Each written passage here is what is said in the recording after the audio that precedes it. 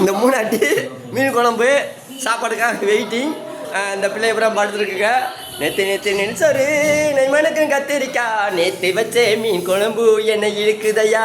அந்த மாதிரி இந்த பெண்மணி இந்த பாருங்க மீன் குழம்பு சாப்பாடு போடுறாங்க.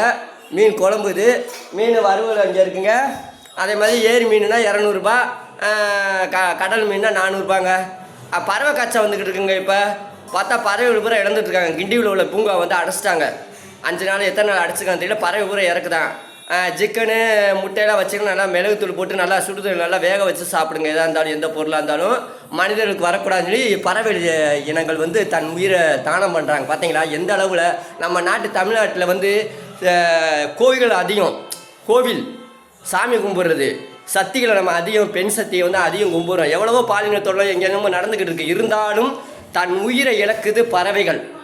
அவங்க வந்து கடவுள் மாதிரி வாயிலா ஜீவன் வந்து அவங்க போடுற இறையில அவங்க எந்தெந்த நாட்டிலே போய் சாப்பிட்டு ஒவ்வொரு விதையும் தான் நம்ம நாட்டில் ஒவ்வொரு பழங்கள் ஒவ்வொரு காய்கள் கனி எல்லாமே வந்தது ஆரம்ப காலத்தில்.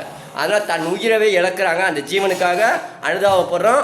இந்த மாதிரி இழக்கக்கூடாது. அந்த அதுகளுக்கு நோய் வரக்கூடாது, நம்மளுக்கும் யாருக்கும் வரக்கூடாது. நல்லபடியாக எல்லாருமே இருப்போங்க.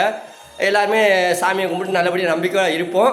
இயற்கை சாவாக தான் வரணும், செயற்கை சாவு வரக்கூடாது. நன்றி, வணக்கங்க.